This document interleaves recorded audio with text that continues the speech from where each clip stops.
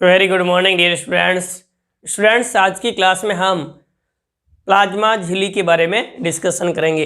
तो नेक्स्ट हमारा आज का जो टॉपिक रहेगा वो हमें कौन सा ध्यान रखना है, प्लाज्मा झिल्ली के बारे में। या प्लाज्मा झिल्ली को ही हम क्या कहते हैं, कोशिका झिल्ली कहा जाता है। तो प्लाज्मा झिल्ली या जैसे हम क्या कहेंगे, कोशिका झिल्ली कहा जाता है। तो ये हमें ध्यान रखना है, सेल मेम्ब्रेन या कोशिका झिल्ली या प्लाज्मा झिल्ली होती है, उस बारे में हमें डिस्कशन करना है आज की क्लास में। तो ध्यान दीजिए, कोशिका झिल्ली या प्लाज्मा झिल्ली होती है वह किस प्रकार से बनी होती है, सेल मेम्ब्रेन किस प्रकार से बनी हुई होती है, ये हमें डिस्कशन इस क्लास में करना है।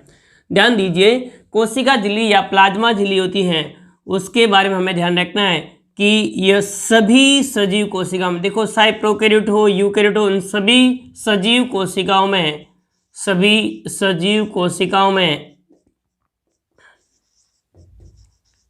कोशिकाओं के जीव द्रव्य के कोशिकाओं के जीव द्रव्य के बाहर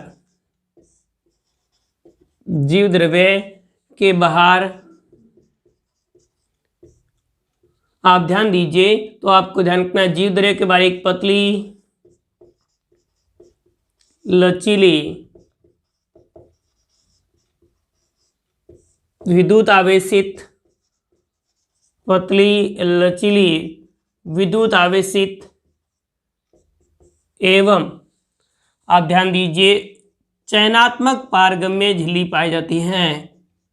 चयनात्मक या विभेदक कह सकते हैं आप, एक ही बात है, चयनात्मक या विभेदक पारगम्य झिल्ली पाई जाती है, पारगम्य झिल्ली पाई जाती है, पारगम्य झिल्ली पाई जाती है, जिसे हम क्या कहते हैं, सेल मेम्ब्रेन कहा जाता है, कोशिका झिल्ली कहा जाता है, या इसे हम क्या कहते हैं, कोशिका झिल्ली या प्लाज्मा झिल्ली कह सकते हैं, या जीव द्रव्य कला कह सकते हैं, प्लाज्मा कला कह सकते हैं। तो इस प्रकार से ये हमें ध्यान रखना है कि प्रत्येक सजीव कोशिका होगी, उस सजीव कोशिका के बाहर एक पतली लचीली विद्युत आवेशित एवं चयनात्मक पारगम्य झिल्ली पाई जाती है, जिसे हम प्लाज्मा झिल्ली या इसे हम क्या कहते हैं, सेल मेम्ब्रेन कहा जाता है।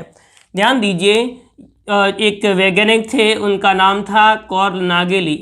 ध्यान दीजिए, वैज्ञानिक का नाम हमें ध्यान रखना है, कार्ल नागेली, एवं दूसरे वैज्ञानिक का नाम ध्यान रखना हमें, सी क्रेमर। कार्ल नागेली एवं दूसरे वैज्ञानिक का नाम कौन सा ध्यान रखना है, सी क्रेमर। कार्ल नागेली एवं सी क्रेमर ने इन्हें सेल मेम्ब्रेन या कोशिका झिल्ली कहा था। तो ये हमें ध्यान रखना है, सेल मेम्ब्रेन कहा था, वो किसने कहा था, तो आप ध्यान दीजिए, कार्ल नागेली एवं सी क्रेमर ने सेल मेम्ब्रेन नाम दिया। फिर उसके बाद में ध्यान दीजिए कि अगले एक वैज्ञानिक का नाम था पी क्यू प्लवर ने, आप ध्यान दीजिए, तो इस जो सेल मेम्ब्रेन है इसको इन्होंने प्लाज्मा लेमा नाम दिया। तो इस प्रकार से प्लाज्मा लेमा नाम दिया था, यानी जीव द्रव्य कला नाम दिया था, वो किसने दिया था, तो आप ध्यान दीजिए, या प्लाज्मा कला कह सकते हैं, तो प्लाज्मा कला नाम दिया था, वो किसने दिया था, प्लवर ने दिया था। तो ये इस प्रकार से आप नाम ध्यान रख सकते हैं कि सेल मेम्ब्रेन नाम किसने दिया था, कार्ल नागेली एवं सी क्रेमर ने, पी क्यू प्लवर ने इसे प्लाज्मा लेमा नाम दिया। तो ये हमें ध्यान रखना है कि कोशिका है उसकी प्रारंभिक खोज किस प्रकार से हुई। कोशिका के बाहर की ओर झिल्ली उपस्थित होती है, ये हमें ध्यान रखना है, बाहर के आवरण के रूप में उपस्थित होती है। देखो, कोशिका झिल्ली होती है, उसके संरचना किस प्रकार की होती है उस बारे में हमें समझना है। तो अगला ध्यान दीजिए, संरचना के बारे में, कोशिका झिल्ली की संरचना किस प्रकार की होती है। तो कोशिका झिल्ली की संरचना को समझाने के लिए आप ध्यान दीजिए, तो बहुत सारे वैज्ञानिकों ने अलग अलग मॉडल प्रस्तावित किए। ध्यान दीजिए, उसमें से सबसे पहला मॉडल है वो है लिपोइडल मॉडल। कोशिका की संरचना को समझाने के लिए अनेक वैज्ञानिकों ने कई मॉडल प्रस्तुत किए, जो कि निम्न प्रकार है। सबसे पहला हमें ध्यान रखना है लेमिलार मॉडल। ये लेमिलार मॉडल है, वह किसने प्रस्तुत किया था, तो आप क्या ध्यान दीजिए, ओवरटन ने प्रस्तुत किया था। ये हमें ध्यान रखना है 1902 में। तो 1902 में ओवरटन ने ये मॉडल प्रस्तुत किया था। यह मॉडल क्या कहता है, यह कहता है कि जो कोशिका झिल्ली है, सेल मेम्ब्रेन है, वह कोशिका झिल्ली लिपिड की द्विपरत से बनी होती है। कोशिका झिल्ली लिपिड की द्विस्तरीय परत से बनी होती हैं। लिपिड की द्विपरत से बनी होती हैं। लिपिड की द्विपरत से बनी होती है। ये बताता है कौन? ये लेमिनार मॉडल, लिपोइडल मॉडल। तो इस प्रकार से लिपिड की द्विपरत से बनी होती है, ये बताते हैं। इसमें केवल क्या होता है? लिपिड होता है। पर ऐसा तो होता नहीं है, क्योंकि जो कोशिका झिल्ली होती है उसमें लिपिड भी उपस्थित होता है, लिपिड के साथ प्रोटीन भी उपस्थित होता है, तथा कुछ कार्बोहाइड्रेट्स एवं कोलेस्ट्रॉल भी उपस्थित होता है। तो ये मॉडल मान्य नहीं था। फिर भी इस लिपोइडल मॉडल के अनुसार ये क्या कहता है कि कोशिका झिल्ली होती है वह लिपिड की बनी हुई होती है। इस प्रकार से लिपिड से बनी होती है, ये हमें ध्यान रखना है। ये कौन सा मॉडल कहता है? तो आप ध्यान दीजिए, जो लिपोइडल मॉडल होता है वह कहता है। ये मॉडल किसने दिया था? तो ओवर्टन ने दिया था। आपको पूछा जाए कोशिका झिल्ली की संरचना के बारे में सबसे पहले अध्ययन किया था वो ओवर्टन ने किया था, और उन्होंने बताया कि कोशिका झिल्ली होती है लिपिड की द्विपरत से मिलकर के बनी हुई होती है। तो ये पहला मॉडल हमें ध्यान रखना है, जो कि मान्य नहीं है। दूसरा मॉडल ध्यान दीजिए, वह हमें ध्यान रखना है सैंडविच मॉडल। दूसरा हमें कौन सा ध्यान रखना है? सैंडविच मॉडल या त्रिस्तरीय मॉडल भी कह सकते हैं। तो सैंडविच मॉडल या त्रिस्तरीय मॉडल, या हमें ध्यान रखना है ट्राइलेमिनार मॉडल भी कहा जाता है। तो इस प्रकार से त्रिस्तरीय मॉडल या सैंडविच मॉडल, इस मॉडल का प्रतिपादन किया था वह आपको ध्यान रखना है डैनियल एवं डॉवसन द्वारा किया गया। डैनियल एवं किसने किया था? तो आप ध्यान दीजिए, डॉवसन ने इस मॉडल का प्रतिपादन किया था। तो इस मॉडल का प्रतिपादन है वह किसके द्वारा किया गया? डैनियल एवं डॉवसन द्वारा किया गया। 1938 में इस मॉडल का प्रतिपादन डैनियल एवं डॉवसन द्वारा किया गया। यह मॉडल क्या कहता है? तो ये मॉडल कहता है कि जो सेल मेम्ब्रेन है, ये सेल मेम्ब्रेन त्रिस्तरीय होती है। ये हमें ध्यान रखना है, 3 स्तरों से बनी हुई होती है। 3 स्तरों से बनी होती है, जिसमें बाहर की ओर क्या होता है और भीतर की ओर, यानी अंदर और बाहर की ओर दोनों ओर क्या होते हैं? प्रोटीन के स्तर उपस्थित होते हैं। बाहर की ओर भी प्रोटीन स्तर होता है और अंदर की ओर भी क्या उपस्थित होता है? प्रोटीन का स्तर उपस्थित होता है। बीच में क्या होता है? तो आपको ध्यान रखना है, मध्य में फॉस्फोलिपिड उपस्थित होता है। बीच में क्या उपस्थित होता है? फॉस्फोलिपिड उपस्थित होता है। तो ये मॉडल क्या कहता है कि बाहर एवं अंदर की ओर प्रोटीन के स्तर उपस्थित होते हैं, जबकि बीच में मध्य में फास्फोलिपिड का स्तर उपस्थित होता है। जैसे कि सैंडविच होता है, उसमें हम देखते हैं कि ऊपर और नीचे हम ब्रेड लगाते हैं, बीच में मसाला का उपयोग करते हैं। उसी प्रकार से इन्होंने बताया कि जो ब्रेड है, उस ब्रेड में ऊपर की ब्रेड और नीचे की जो ब्रेड है वो तो किसी बनी हुई है? प्रोटीन की बनी हुई है, जबकि इनके बीच के मसाला उपयोग लेते हैं वो क्या है? फास्फोलिपिड का होता है। तो ये मॉडल क्या कहता है कि जो कोशिका झिल्ली होती है उसकी संरचना त्रिस्तरीय होती है, जिसमें बाहर एवं अंदर दोनों सतहों पर प्रोटीन उपस्थित होता है, जिनके मध्य फास्फोलिपिड उपस्थित होता है। मैं संरचना बना के समझाऊं तो इस प्रकार से इन्होंने इस मॉडल की संरचना प्रस्तुत की थी। इस मॉडल में इन्होंने बताया कि बाहर की ओर और अंदर की ओर क्या उपस्थित है? प्रोटीन उपस्थित है। ये बाहर की ओर इस प्रकार से एक प्रोटीन की लेयर उपस्थित होती है। अंदर की ओर भी इन्होंने क्या बताया? इस प्रकार से प्रोटीन की लेयर होती है वह उपस्थित होती है। ये हमें ध्यान रखना है, इस प्रकार से प्रोटीन की लेयर होगी वह अंदर और बाहर की ओर उपस्थित होती है। इनके प्रोटीन की लेयर के अंदर की ओर क्या उपस्थित होता है? फास्फोलिपिड उपस्थित होता है। और इन्होंने बताया कि फास्फोलिपिड इस प्रकार से प्रोटीन के स्तर के अंदर की ओर उपस्थित होता है। तो ये इस प्रकार से आपको ध्यान रखना है क्या उपस्थित होता है? प्रोटीन का स्तर के अंदर की ओर क्या उपस्थित होता है? फास्फोलिपिड उपस्थित होता है। ये इस मॉडल ने बताया था। और फास्फोलिपिड होता है उनमें आप ध्यान दीजिए, एक ध्रुवीय सिरा होता है जो कि जल स्नेही होता है, और दूसरा आप ध्यान दीजिए अध्रुवीय सिरा होता है जो कि जल विरोधी होता है। तो ये इस प्रकार से हमें ध्यान रखना है किसके बारे में? यह मॉडल जो कि किसने प्रस्तुत किया था? तो आपको क्या ध्यान रखना है? डैनियल एवं डॉवसन ने। यानी ये बाहर की ओर क्या उपस्थित है? प्रोटीन स्तर उपस्थित है, प्रोटीन लेयर है, प्रोटीन स्तर है, और प्रोटीन स्तर होता है उसकी मोटाई इन्होंने बताई 20 एंगस्ट्रॉन, 20 एंगस्ट्रॉन मोटाई होती है। नीचे की ओर भी प्रोटीन का स्तर उपस्थित है, और ये प्रोटीन का स्तर है वह भी कितनी मोटाई का है? 20 एंगस्ट्रॉन का है। ये हमें ध्यान रखना है। और इन्होंने बताया कि बीच में कौन सा? फास्फोलिपिड। और ये कौन सा सिरा है फास्फोलिपिड का? ध्रुवीय सिरा है। और ध्रुवीय सिरा होने है ये कैसा होता है, तो आप ध्यान दीजिए जल स्नेही होता है, हाइड्रोफिलिक होता है। तो जल स्नेही या हाइड्रोफिलिक होता है। जबकि अध्रुवीय सिरा होता है जो बीच में उपस्थित होता है, अंदर की ओर विन्यासित होता है, अध्रुवीय सिरा होगा। वह अध्रुवीय सिरा होता है वह किस प्रकार का होता है, तो आप ध्यान दीजिए अध्रुवीय सिरा होता है वह जल विरागी होता है या जल विरोधी होता है, हाइड्रोफोबिक होता है। तो हाइड्रोफोबिक होता है, जबकि ध्रुवीय सिरा होता है वह कैसा होता है, जल स्नेही होता है। तो इस प्रकार से बीच में कौन सी लेयर उपस्थित होती है, फास्फोलिपिड की उपस्थित होती है। ये बताया था इन्होंने कि बीच में फास्फोलिपिड उपस्थित होता है और फास्फोलिपिड की मोटाई होती है वह 35 एंगस्ट्रॉन होती है, इन्होंने बताया था। इस प्रकार से टोटल जो सेल मेम्ब्रेन उसकी मोटाई कितनी होती है, 75 एंगस्ट्रॉन होती है। तो ये इस प्रकार से टोटल जो कोशिका झिल्ली है उसकी मोटाई 75 एंगस्ट्रॉन होती है, 75 एंगस्ट्रॉन होती है। और उसमें अंदर की ओर लिपिड व्यवस्थित होते हैं। लिपिड के दो सिरे होते हैं, ध्रुवीय सिरा होता है वह जल स्नेही होता है और अध्रुवीय सिरा होता है वह कैसा होता है, जल विरोधी होता है। और जो ध्रुवीय सिरा जल स्नेही होता है जिसके कारण से जल एवं उसमें घुलनशील पदार्थ होते हैं वे इनके संपर्क में आ सकते हैं। जो कि अध्रुवीय सिरा होता है वह जल विरोधी होता है, फॉस्फोलिपिड की जो चैन होती है उससे बना होता है हाइड्रोकार्बन्स की, और उससे बने होने के कारण से जो अध्रुवीय सिरा होगा वह कोशिका झिल्ली को जल से सुरक्षा करने का कार्य करता है। ये इस प्रकार से हमें ध्यान रखना है। सैंडविच मॉडल या त्रिस्तरीय मॉडल जो कि डैनियल एवं डॉसन द्वारा प्रतिपादित किया था। तो ये डैनियल एवं डॉसन द्वारा प्रतिपादित किया गया जो त्रिस्तरीय मॉडल है वो हमें अच्छे से ध्यान रखना है। अब नेक्स्ट अगला हमें ध्यान रखना है यूनिट कला मेम्ब्रेन या इकाई कला प्रतिरूप, इकाई कला या एकक कला प्रतिरूप या यूनिट मेम्ब्रेन प्रतिरूप, ये हमें ध्यान रखना है। ये यूनिट कला प्रतिरूप या एकल कला मॉडल है, वह मॉडल किसके द्वारा प्रतिपादित किया गया, तो आप ध्यान दीजिए रॉबर्टसन द्वारा प्रतिपादित किया गया। तो ये रॉबर्टसन ने प्रतिपादित किया था, ये हमें ध्यान रखना है। तो यूनिट कला मेम्ब्रेन या एकल कला झिल्ली जो सिद्धांत है वो किसके द्वारा प्रस्तुत किया गया, तो आप ध्यान दीजिए रॉबर्टसन ने प्रस्तुत किया था। इन्होंने ये बताया कि सभी अंगकों एवं कोशिकीय, सभी कोशिकाएं, कोशिका एवं अंगकों की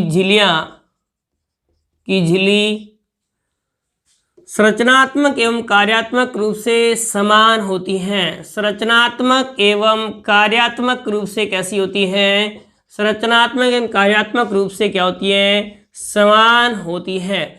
इस मॉडल के अनुसार सभी अंगकों एवं कोशिकाओं की जो झिल्ली होती हैं वह संरचनात्मक, फंक्शनल एवं स्ट्रक्चरल रूप से और फंक्शनल रूप से कैसी होती है, समान होती है, परंतु रासायनिक रूप से भिन्नता होती है। तो रासायनिक रूप से इनमें क्या होती है, केमिकल कंपोजिशन होता है, वो अलग अलग सेल्स का अलग अलग प्रकार का हो सकता है। हमारे आरबीसी के अंदर अलग होता है, इस प्रकार से अन्य कोशिकाओं के अंदर होता है। तो रासायनिक रूप से एवं संरचना, रासायनिक रूप से एवं जो आकार होता है वह इसका क्या होता है, रासायनिक संगठन एवं आकार भिन्न भिन्न हो सकता है। इनका रासायनिक संगठन एवं आकार कोशिकाओं का भिन्न भिन्न झिल्ली का हो सकता है, परंतु आप ध्यान दीजिए सभी अंगकों एवं कोशिकांगों की झिल्लियां होती हैं वह संरचनात्मक एवं कार्यात्मक रूप से कैसी होती हैं, समान होती है। यह कौन सा मॉडल बनाता है, इकाई कला मॉडल बताता है।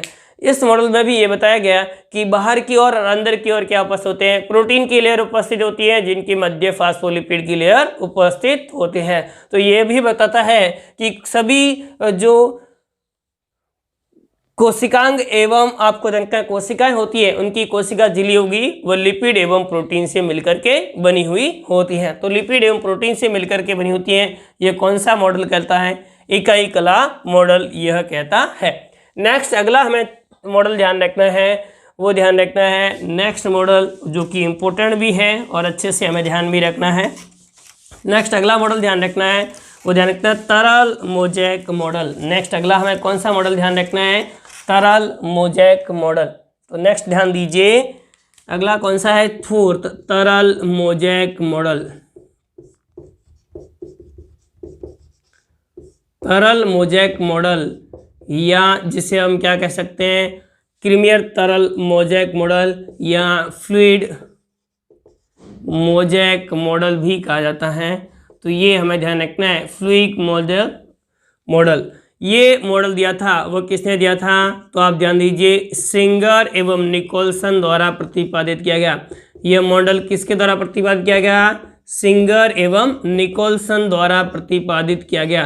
तो सिंगर एवं निकोलसन ने 1972 में यह मॉडल प्रतिपादित किया था, यह हमें ध्यान रखना है।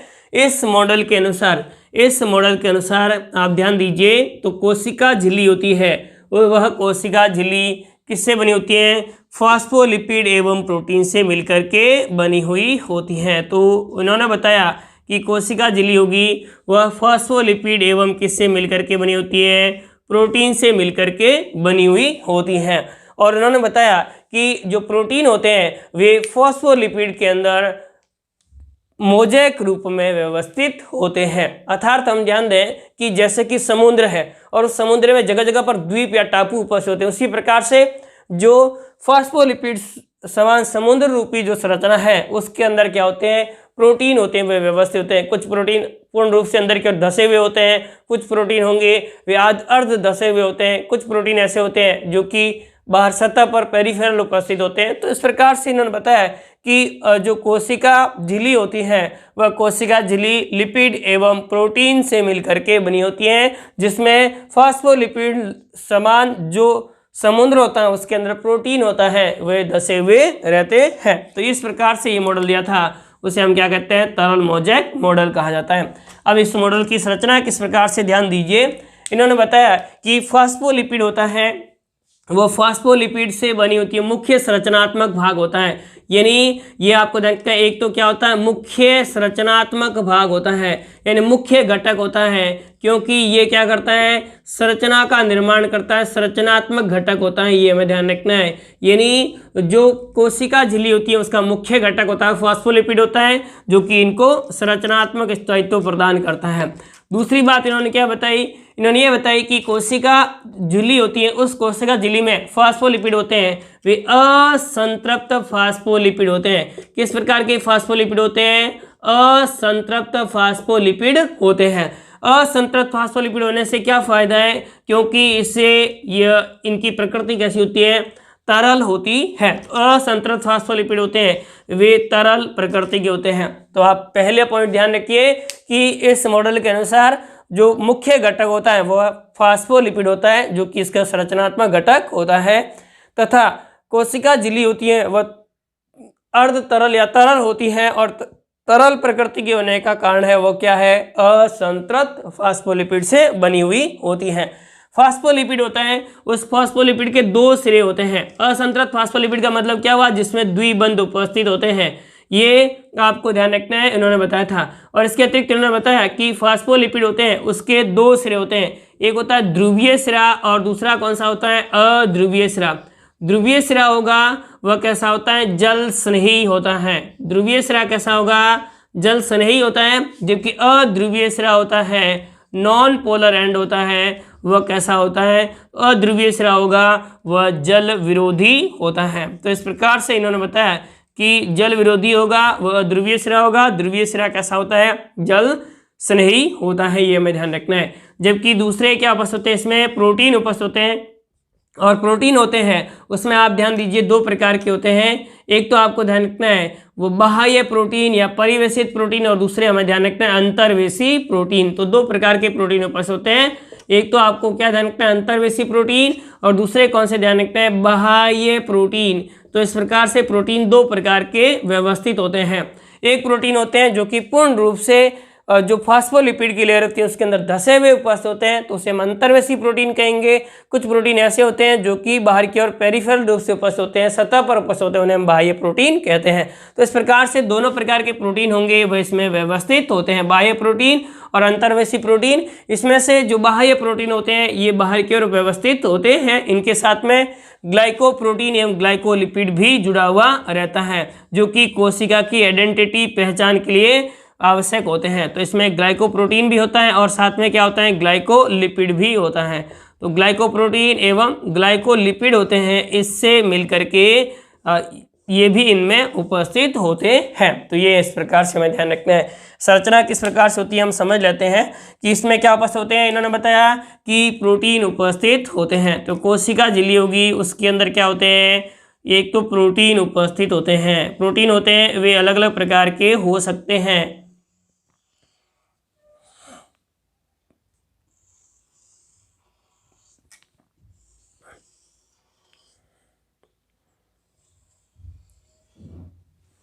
इस प्रकार से इन्होंने बताया कि कोशिका झिल्ली होती है उसके अंदर क्या उपस्थित होते हैं, प्रोटीन भी उपस्थित होते हैं, और प्रोटीन होते हैं, प्रोटीन के साथ साथ क्या उपस्थित होते हैं, तो आपको ध्यान रखना है इसमें प्रोटीन के साथ साथ आप ध्यान दीजिए लिपिड उपस्थित होता है। तो मुख्य घटक होता है वो क्या होता है, लिपिड का बना होता है, जिसके अंदर की ओर क्या उपस्थित होते हैं, प्रोटीन उपस्थित होता है।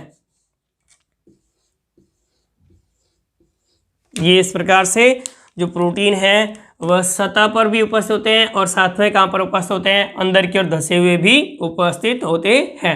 ये हमें ध्यान रखना है। इसके अतिरिक्त इन्होंने बताया कि इसमें प्रोटीन के अतिरिक्त क्या उपस्थित होते हैं, फॉस्फोलिपिड एवं कोलेस्ट्रॉल भी उपस्थित होता है। तो ये हमें ध्यान रखना है इसके बारे में, इस मॉडल के बारे में।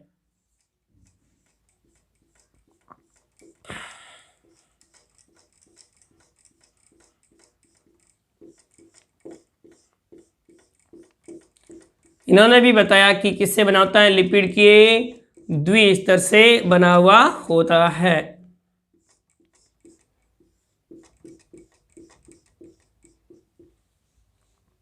ये इस प्रकार से संरचना बनी होती है। ये प्रोटीन है वह कौन से प्रोटीन है, समाकलन प्रोटीन या अंतर्वेशी प्रोटीन हम कह सकते हैं। समाकलन प्रोटीन या कौन से प्रोटीन उपस्थित होते हैं, अंतर्वेशी प्रोटीन उपस्थित होते हैं। इन्हीं प्रोटीनों से ही जुड़ी हुई संरचनाएं उपस्थित होती हैं। इस प्रकार से एक विशेष संरचना, प्रोटीन की बनी हुई संरचना उपस्थित होती है, इसे स्पेक्टिन्स कहते हैं, जो कि कंकाल तंत्र से जुड़ी हुई रहती है। इस प्रकार की संरचना भी उपस्थित होती है। इसके अतिरिक्त आप ध्यान दीजिए तो प्रोटीन होता है उससे जुड़ी हुई संरचनाएं और भी उपस्थित होती हैं यहाँ पर इस प्रकार से, जिन्हें प्रोटीन से जुड़ी होती है उनमें ग्लाइकोप्रोटीन कहते हैं। तो इस प्रकार से ग्लाइकोप्रोटीन होता है जो कि सेल की आइडेंटिटी के लिए जरूरी होता है। इसके अतिरिक्त ये प्रोटीन है, कौन सा है, बाह्य प्रोटीन है। ये हमें ध्यान रखना है, बाह्य प्रोटीन उपस्थित होता है। और इसके अतिरिक्त क्या उपस्थित होता है, कोलेस्ट्रॉल उपस्थित होता है। तो ये कोलेस्ट्रॉल की मात्रा भी इसमें कुछ उपस्थित होती है। ये हमें ध्यान रखना है। बाह्य प्रोटीन, अंतर्वेशी प्रोटीन एवं फॉस्फोलिपिड होते हैं। फॉस्फोलिपिड में आप ध्यान दीजिए तो ध्रुवीय सिरा होगा। ये कौन सा सिरा है, तो आपको ध्यान का ध्रुवीय सिरा, और ये कैसा होता है, जल स्नेही होता है। जबकि अध्रुवीय सिरा होते हैं वे कैसे होते हैं, अध्रुवीय सिरा होता है वह जल विरोधी होता है। तो अध्रुवीय सिरा होगा वह जल विरोधी होता है, ये जल स्नेही होता है। ये हमें ध्यान रखना है। अब देखो इस मॉडल की आवश्यकता क्यों महसूस हुई, क्योंकि इससे पहले जितने भी मॉडल दिए गए थे उन सभी मॉडलों के चयनात्मक पारगम्य हम कह रहे हैं कोशिका झिल्ली होती है वह सिद्ध नहीं होता है, क्योंकि उनके माध्यम से विभिन्न पदार्थों का आवागमन नहीं हो सकता। पर इस मॉडल के माध्यम से चयनात्मक पारगम्यता एवं कोशिका की वृद्धि किस प्रकार से होती है, ये किस प्रकार से सहायक होते हैं, उन सभी का हम विश्लेषण कर सकते हैं। इस कारण से यह मॉडल सबसे मान्य एवं सबसे नवीनतम आधुनिक मॉडल है, ये हमें ध्यान रखना है। तो सबसे आधुनिक मॉडल कौन सा, तरल मोज़ेक मॉडल है। ये आपके लिए इंपॉर्टेंट भी है, एग्जाम में सवाल भी आ सकता है। इस मॉडल का प्रतिपादन सिंगर एवं निकोलसन ने किया था। इस मॉडल के अनुसार जो प्रोटीन होते हैं वे फॉस्फोलिपिड के अंदर मोज़ेक रूप में व्यवस्थित होते हैं। फिर उसके बाद में हमें ध्यान रखना है कि फॉस्फोलिपिड एवं प्रोटीन दो मुख्य घटक, फॉस्फोलिपिड होता है वह कोशिका झिल्ली का मुख्य घटक होता है, क्योंकि यह संरचनात्मक घटक के रूप में कार्य करता है, ये हमें ध्यान रखना है। तथा फॉस्फोलिपिड होते हैं वो कोशिका झिल्ली में किस प्रकार के होते हैं, असंतृप्त होते हैं, जो जिसके कारण से इनकी प्रकृति कैसी होती है, तरल प्रकृति होती है, ये हमें ध्यान रखना है। फिर उसके बाद में ध्यान दीजिए जो फॉस्फोलिपिड होते हैं उनके दो सिरे होते हैं, ध्रुवीय सिरा होगा वह जल स्नेही और अध्रुवीय सिरा होता है जल विरोधी होता है। और इस प्रकार की प्रकृति होने के कारण से ये कोशिका की वृद्धि, विभाजन एवं कोशिका की जो लचीलेपन है उसके लिए रिस्पॉन्सिबल होता है। तो ये हमें इस प्रकार से ध्यान रखना है किसके बारे में, फॉस्फोलिपिड। फॉस्फोलिपिड के अतिरिक्त आपको ध्यान रखना है कुछ मात्रा में कोलेस्ट्रॉल भी उपस्थित होता है, जो कि फॉस्फोलिपिड की तुलना में अधिक दृढ़ होता है, जिसके कारण से यह मजबूती या दृढ़ता भी प्रदान करता है। तो कोशिका झिल्ली को दृढ़ता प्रदान करने के लिए इसमें क्या उपस्थित होता है, कोलेस्ट्रॉल उपस्थित होता है। फिर उसके बाद में हमें ध्यान रखना है कि इसमें जो प्रोटीन उपस्थित होते हैं वे दो प्रकार के प्रोटीन उपस्थित होते हैं, अंतर्वेशी प्रोटीन एवं बाह्य प्रोटीन। इसमें से जो बाह्य प्रोटीन होते हैं ये बाह्य प्रोटीन बाहर की ओर व्यवस्थित होते हैं तथा इनको आसानी से झिल्ली से पृथक किया जा सकता है। और इस प्रकार के प्रोटीन होते हैं, इस प्रोटीन अतिरिक्त कुछ स्पेक्ट्रीन नामक प्रोटीन होता है वह भी जुड़ा हुआ रहता है, जो कि जंतुओं में कंकाल तंत्र से जुड़ा हुआ रहता है, ये हमें ध्यान रखना है। इससे अतिरिक्त आप ध्यान दीजिए इससे ग्लाइकोप्रोटीन भी जुड़ा होता है और ग्लाइकोप्रोटीन के अतिरिक्त ग्लाइकोलिपिड होते हैं वे भी जुड़े हुए रहते हैं। तो इस प्रकार से ग्लाइकोप्रोटीन ग्लाइकोलिपिड्स समाकलन प्रोटीन होते हैं, ये प्रोटीन होंगे ये झिल्ली की पारगम्यता को उपयोगी होते हैं। समाकलन प्रोटीन होते हैं, ये प्रोटीन टनल प्रोटीन हो सकते हैं, समाकलन प्रोटीन होंगे, इनके माध्यम से विभिन्न पदार्थों का आवागमन हो सकता है। तो अगला हमें ध्यान रखना है कि कोशिका झिल्ली होगी उसकी पारगम्यता होती है वह किस प्रकार से होती है। तो कोशिका झिल्ली होगी वह चयनात्मक पारगम्य होती है जिनके माध्यम से कुछ पदार्थ आसानी से आवागमन कर सकते हैं। उसमें आप ध्यान दीजिए तो कोशिका झिल्ली से जो कुछ पदार्थ होते हैं वे बिना ऊर्जा खर्च किए वे स्थानांतरित हो सकते हैं। इस प्रकार के पदार्थों के स्थानांतरण की प्रक्रिया होती है उसे हम निष्क्रिय परिवहन कहेंगे। और इसके अतिरिक्त ऊर्जा की जहाँ आवश्यकता होती है उसे हम क्या कहते हैं, सक्रिय परिवहन कहते हैं। और सक्रिय परिवहन की क्रियाविधि होती है वह किसके माध्यम से संपन्न होती है, तो हमें ध्यान रखना है इस सनल प्रोटीन या पोरीन प्रोटीन, या आपको ध्यान रखना है जो टनल प्रोटीन होते हैं समाकलन प्रोटीन होंगे इनके माध्यम से संपन्न होती हैं। तो ये हमें ध्यान रखना है किसके बारे में, कोशिका झिल्ली की संरचना के बारे में।